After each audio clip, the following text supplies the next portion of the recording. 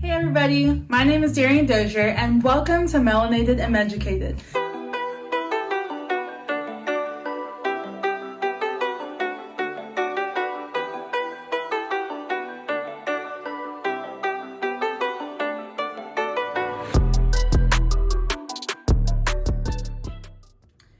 Hey you guys, my name is Darian Dozier and welcome back to Melanated and Meducated. Today I want to share with you about how my first couple of months has been as a third-year medical student. So first I just want to go over how my life is so different as a third-year medical student than my first couple of years.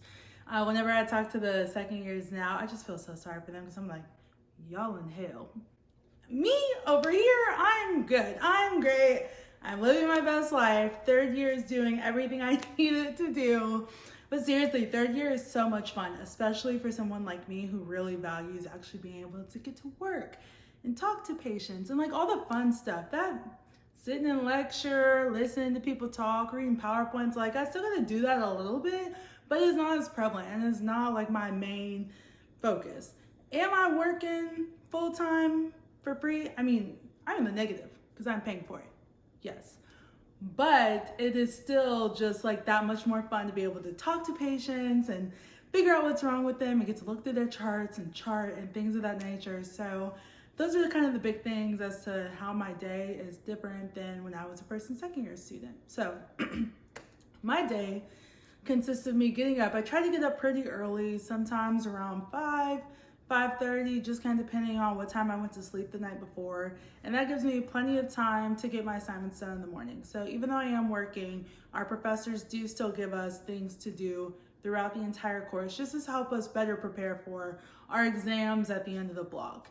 And so whenever I wake up, I'll do my readings, I'll do my questions. I try to get as much stuff out of the way because I know when I come home, I'm not trying to do any of that. So it's a really good day if I can get it all done before I walk out the door. Doesn't happen very often, but when it does, it is like the best thing ever. So anyways, I will do that, and then depending on where my rotation is, sometimes I have to leave really early. Like right now, and for my first rotation, it was 45 minutes away. And so I had to leave at 7 to get there at 8. But for my second rotation, it was like 10 minutes away. So I would leave at like 7:45. So it was just a lot better when it's closer, but you know, it is what it is. So I leave with plenty of time to get there. The drive isn't too bad. It's the middle of nowhere, Texas. So boom, straight there. And when I get there, I'm pretty much busy like from the jump. I'm working, I'm seeing patients, I'm talking with my preceptor about the patients we saw, about what I want to do, things of that nature. We break for lunch. These small towns do not play about lunch. So all of that, you probably won't get to eat. Who knows what you do? I've yet to experience that. I don't know about my classmates. I'm sorry to y'all, but these people do not play about lunch. And the cool thing is, the place I'm at right now, plenty of drug reps come in and give us free lunch. So not so great for my diet, but great for my wallet and my taste buds. So it's been a pretty good time so far. Anyways, finish the afternoon seeing patients, and then I get to come home where I get a workout in. I've been pretty good about staying up with my workouts, so be proud of me. And then I will shower, eat dinner. Sometimes I still have work left to do, but then other times I'll work on my other hobbies. Like I have a new Etsy store. Check the description for the link and see what I got going on. You know me, I can't just do one thing. I have to stay busy, and your girl needs some money. So if this Etsy store, you see something you like, go ahead and hit that purchase button for me because I appreciate your support. So that's pretty much a day in my life as a third-year medical student. On the weekends, it's pretty chill as long as I've done all my assignments and I've done all my studying and I've done all my questions. There's not too much else that I have to do. It's pretty much like working a job. Whereas the first 2 years, there was always something to study, always something to do on the weekends. I'm sure as I get closer to my second exam, then I definitely will probably have some more things to do. But as of right now, I get a little bit of studying in, I do a lot of my writing on the weekend, and I'm just enjoying my best life. So now that I told you what my day is like as a third-year medical student, I want to talk about how both of my first rotations have gone, and the things that went well and the things that didn't go so well.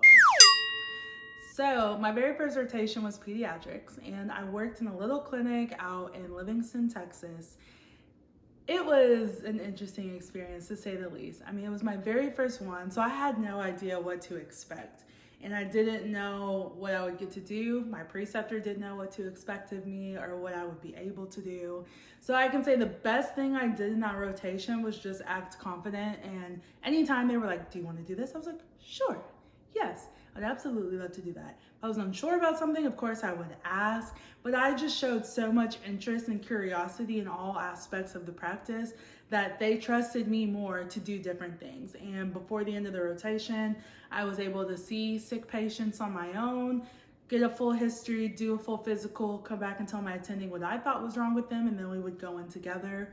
Also, another attending would let me talk to them about anticipatory guidance. So those are the things that are age level appropriate, essentially warnings that you want to give to patients and their parents. And then I was also able to talk to them about sleep, because I write for a sleep blog and I know an annoying amount of information about sleep. And so I was able to utilize that strength of mine to talk to patients about sleep. So that was really fun, a super exciting experience for me. However, them kids, not for me.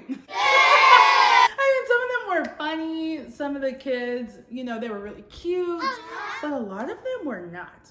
And a lot of parents, I have come to realize, I don't want to pass any judgment because I don't have any kids and I don't know what it's like to be a parent, but I will say a lot of parents underestimate their ability to control their children. And as somebody who has worked with a fair amount of children, I feel at liberty to say, control your kids. You control what they eat, you control where they go, you control how they talk to you. And there are just so many parents who just seem to not understand that. I don't know what it is, but that was like the biggest thing that we ran into a lot. Also, just like the crying. I think if you want to be a pediatrician, there's something about that crying that invigorates you. You love it because you're like, oh my God, I'm so glad that they can cry. That means they're alive. That means that they're full of life. That means that they're feeling things. And I'm just like, shut up. That is terrible to say. I really do like kids, but in the medical setting, it's like, it's not fun. It's not fun for them. They're either sick or they're there to get shots, or they know it's just not going to be a fun visit. So they are crying from the moment they walk through the door, and then you're trying to like look in their ears and they're just not having it. They're like, nope. I don't know what that pointy thing is. I don't know who you are. We're done with this. I mean, literally fighting 1-year-olds, trying to look in their ear. The doctor's like, do they have an ear infection? I'm like, I hope not, because I ain't see. And I'm going to tell you, I ain't see. So hopefully you can see something, because I ain't see it. So pediatrics is not for me. I did do very well on my exam, so that was pretty fun. And I did enjoy working with the office staff a lot. And that's just honestly what this whole experience is about. Learning what you like, learning what you don't like, and moving on. So my next rotation was psychiatry. And psychiatry was super chill. I mean, literally the exact opposite of working pediatrics. I would sit with the doctor, or I would sit in a room and the doctor would be on the screen, and we would either talk directly to the patients or talk to the patients while they were on a screen. And there was a lot of telemedicine, and that really has to do with the fact that I am in rural Texas, and telemedicine is just the most efficient way to talk to all these people in all these different counties who need psychiatrists, who need PAs, who need nurse practitioners. And without telemedicine, these people just would not get any services. So that experience was actually pretty cool, because I got to see how technology has really closed the gaps in some of these rural communities. And these people desperately need some help. One thing I did not expect so much, I don't know why I didn't expect this, but the amount of addiction, and not just to like your run-of-the-mill crack cocaine, you know, if that's run-of-the-mill for you, but like the hard stuff, like meth and PCP and things that I was like, I've read about this, but I ain't never seen a patient on it. So that was, I don't want to say it was cool, because it was actually really sad. Like, those people really need help, and that meth just aged you, Lord have mercy. It was tough to watch, but it was very fascinating from a medical student perspective, because where else are you going to see that kind of stuff, you know? And so I thought psych was really interesting. I got really good feedback from the psychiatrists sometimes. And, you know, I have a psych background. Well, you might not know this, but I have a psych background. It's my major. It was my first clinical job. So this wasn't my first time being around psych patients, but it was my first time kind of seeing the psych aspect, which is just very different. And the medications were cool, but the medications are a lot. Like that was the thing. That's the thing you need to know if you want to pass psychiatry. What drugs to use, when to use them, what are their side effects, how do they work, and what are their contraindications. And if you don't know those things, then you can kiss a pass goodbye, because I swear that was all that was on the exam. And it was just really hard throughout the rotation learning, because one, they use their brand names, so you have to figure out what that is. And then once you figure out what their brand names are, you have to connect them with the classes of drugs. And honestly, psych drugs are not heavily tested on step one or, your preclinical years. And so it's a huge learning curve when it comes to psych pharmacology. And that was probably the thing that I struggled with the most, was learning the medications, learning their side effects, learning what they're used for, learning when not to use them. But it was so vitally important, and my psychiatrist kept asking me questions about what drug would we use, what are some side effects you have to worry about, when would we not use these, what's their mechanism of action? And a lot of times I kind of struggled to answer those questions. So I would say that that was really one of the things that didn't go well for me in psychiatry, is just not taking the time to learn the drugs past simple recognition on an exam. Like I can hit B because I recognize the name, but if you ask me off top, no, I don't know what you're talking about. And they take it very seriously, obviously, because it's their livelihoods. I don't foresee myself doing psych simply because I like doing things. I like being up, I like being active, I like using my hands.